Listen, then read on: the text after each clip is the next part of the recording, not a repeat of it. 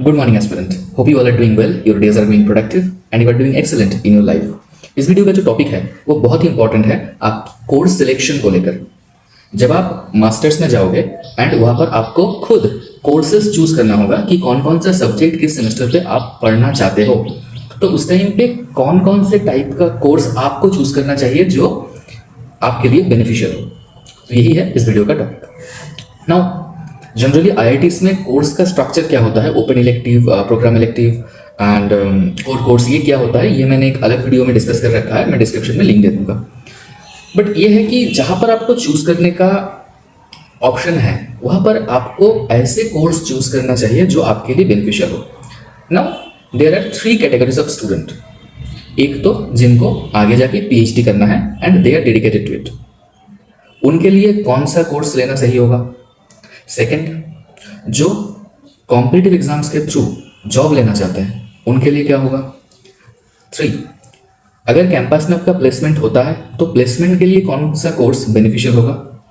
And इसके साथ साथ इस कैटेगरी में वो भी आएंगे जिन्होंने अभी डिसाइड नहीं किया कि बाद में क्या करना है। सबसे वर्स्ट कैटेगरी है जिन्होंने अब तक डिसाइड नहीं किया।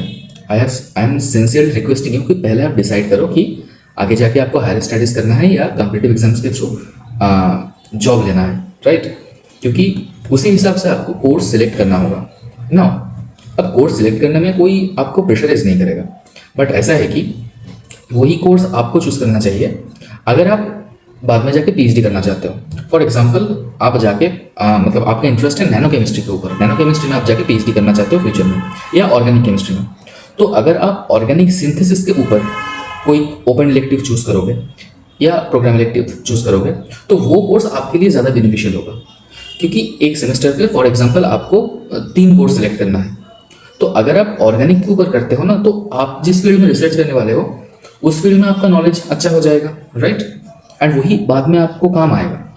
अगर आप एक इनऑर्गेनिक ले रहे हो, इनऑर्गेनिक पॉलीमर पढ़ रहे हो, मे बी वो आपको बाद में काम ना आए, ठीक है। तो अगर आप पीएचडी करना चाहते हो तो जिस फील्ड में आप पीएचडी करना चाहते हो प्रेफरेबली वो कोर्स आपको चूज करना चाहिए।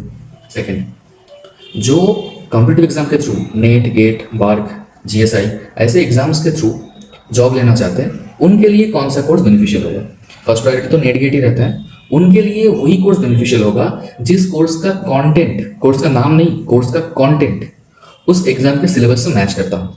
आपके पास नेट गेट का सिलेबस तो होगा ही, नहीं है तो आप ऑनलाइन सर्च करो, पीडीएफ डाउनलोड करो, देखो क्या क्या सिलेबस में है। एंड आपका जो कोर्स का जो लिस्ट है, जिस लिस्ट से आपको चूज करना होगा उस सेमेस्टर के पहले वो आपको मिल जाएगा। जिस सेमेस्टर के लिए सपोज 3rd सेमेस्टर में आपको चूज करना है तो 2nd सेमेस्टर के एंड होते होते आपके पास वो लिस्ट होगा कि कौन कौन सा कोर्स है।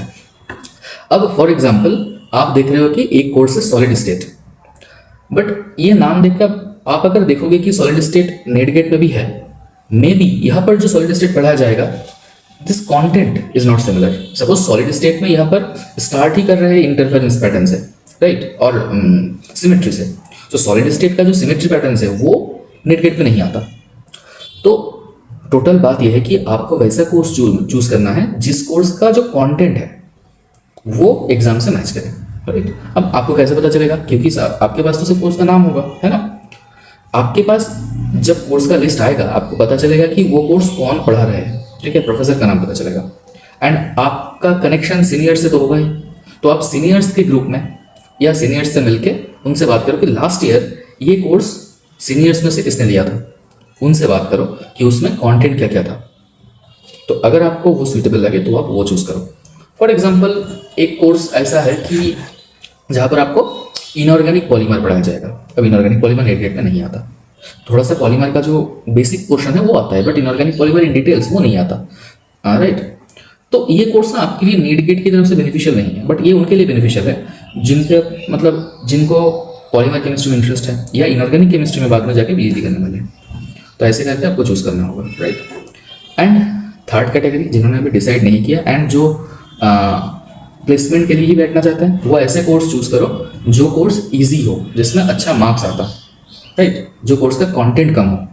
सपोज एक कोर्स ऐसा है जिसमें सिलेबस बहुत ज़्यादा है एंड उसमें मार्क्स अच्छा आता है, तो उसमें आपको बहुत टाइम देना पड़ेगा। तो जो प्लेसमेंट रिलेटेड आपका थोड़ा बहुत जो तैयारी है उसमें आप टाइम नहीं लगा पाओगे। अगर ऐसा हो तो आप ट्राई करो कि ऐसा कोर्स जो शॉर्ट हो, वो अच्छे से आप कवर कर पाओ, कम टाइम में कवर कर पाओ। तो ऐसे कोर्स आपको इस हालत में चूज करना चाहिए। एंड जिन्होंने भी अभी डिसाइड नहीं किया, please take some time, take 1 week, एक बार डिसाइड कर लो, उसके बाद उस डिसीजन से डेविएट मत होना, ठीक है। टेक योर टाइम, लाइफ का इंपॉर्टेंट डिसीजन है, बैठ के डिसाइड कर लो, एक बार डिसाइड करो, फिर उससे डेविएट मत हो, ठीक है। क्योंकि इस टाइम पे भी अगर आप अभी अभी श्योर नहीं हो कि क्या करने वाले हो, तो आप भटकते रहोगे, ठीक है। देखोगे जो लोग पीएचडी करना चाहते हैं वो अपना कोर्स लेके उसमें आगे बढ़ जाएंगे, जो नेट गेट की तैयारी करने वाले वो अपना सुटेबल कोर्स लेकर आगे बढ़ जाएगा, आप बीच में पड़े रहोगे अनडिसाइडेड। ऐसे बोला जाता है, envelope without an address it goes to nowhere, right. So find your address, find your final destination. I hope इसमें आपको हेल्प मिला होगा। आपको अगर किसी चीज़ का क्वेरी है इस related, so comment down and best of luck.